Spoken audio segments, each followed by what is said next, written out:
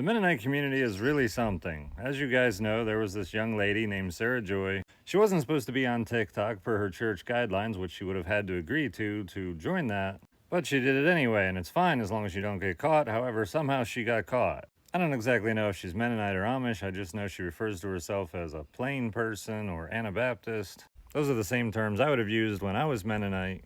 Anyway, when you're caught breaking the rules, they pretty much present you with an ultimatum, and if you're weighing it at all, they really present you with the consequences.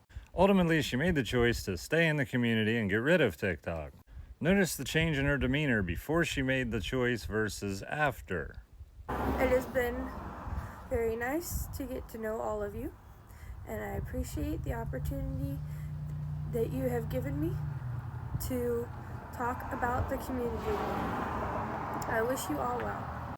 From my experience, these groups, when you're thinking of leaving, they pretty much give you an ultimatum, and they just make sure that you know everything you're going to miss out on, whether it's friendships, whether it's business connections, like anything. And then if you do decide to leave, all those things are gone, everything's going to be terrible, the world is not going to be nice to you, your eternal future is in jeopardy, you're probably going to hell.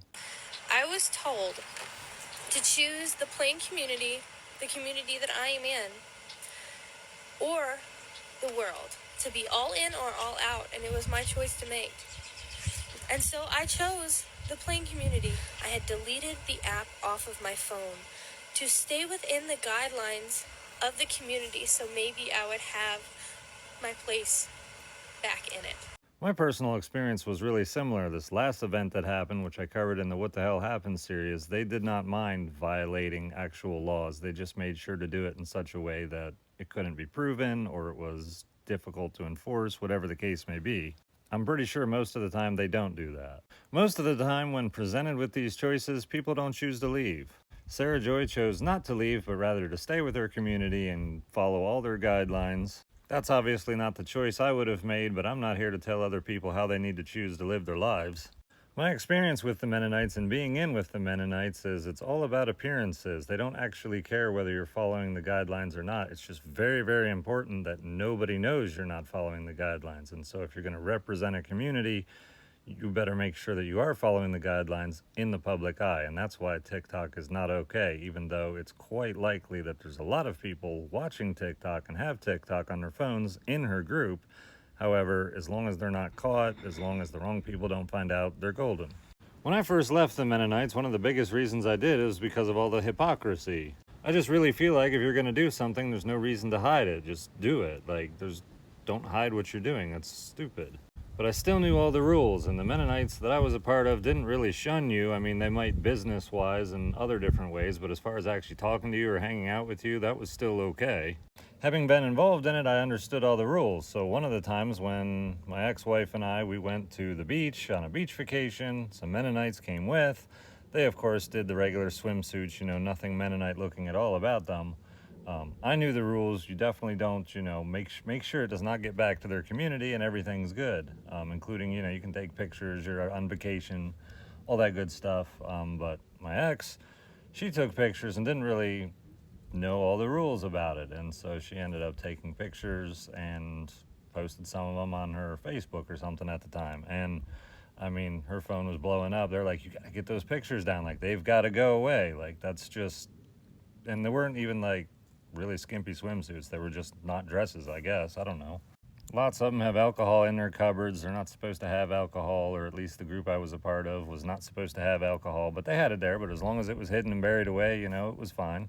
It's crazy to me that such a group exists that you can be so blatantly disregarding the rules, but as long as you hide it or don't make it known, it's okay. Like, how does this not internally affect somebody at some point? Well, I think it does. I think all these people end up with some kind of seared conscience, and they essentially train themselves through this process that as long as you're not caught, it's okay. And that's why there's all kinds of issues within these communities, because the culture is just don't get caught and everything's good. The first business I ever started was when I was within the Mennonite community, and I actually started a computer repair business. And I would go, to help deal with internet viruses and computer viruses.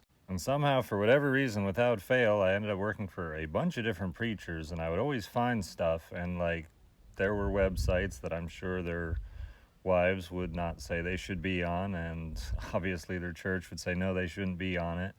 And, you know, it's just very obvious that that's how they got the viruses. That's what happened. Their whole browsing history was full of it because they just really didn't understand any of that. I never turned them into the other leaders or any of their members. I kept my mouth shut about it. I was just, you know, working for them, so not my business. But it was pretty often that they would get caught with that either by their wives or something else, and then you get 6 months of discipline where you're no longer allowed to preach, and then all of a sudden you're back to preaching like normal. You just have to do the whole full confessional thing and, you know, be sorry. Of course, they're sorry they got caught. Every single SA offender that I've ever known throughout my life that I'm aware of have all been Mennonites. Either Mennonites or have left the Mennonites or left the Mennonites because they ended up having to go to jail. I'm sure there were a bunch more that didn't get caught, but it's just, to me, my own personal, like, understanding of how these people are, like, it just affects the whole thing. Anyway, that's just some more context and backstory on the whole Mennonite thing and why I took such an interest in this Sara Joy and everything that she was going through, because it just felt really familiar. One final thing I'll touch on with the whole Sara Joy thing is a bunch of people were saying she was fake, she was not a plain person, she was not Amish, she was not Mennonite. There's all these pictures of her. Well, turns out, at least according to her story, she joined them after being a regular person, I guess. So of course there's pictures and stuff of her, but as of posting this video, her videos were all deleted except for 3 of them. And then before I actually started making this video, the entire account was gone. And to me, I think that's somebody who was genuine, realizing they had to be off of TikTok. Over 500,000 followers. I think she was approaching 600,000. To just delete that, I don't think that's something that she would do unless she actually was a plain person and following her community guidelines. If she was a pathological liar or just made this whole story up, I think that she would probably still have the account. She would end up saying that she left them and she needs help because all the support and everything that people were offering, she could have made multiple tens of thousands of dollars. All she would have had to do was have somebody pick her up somewhere, say she needed to get out. People would have provided her with, like, financially would have provided her with a ton of stuff. And the type of person that is a liar or is going to come up with stories like this is absolutely going to take people's money. And she did not do that. So I still could be wrong, but in my personal opinion, she's telling the truth and being genuine on social media.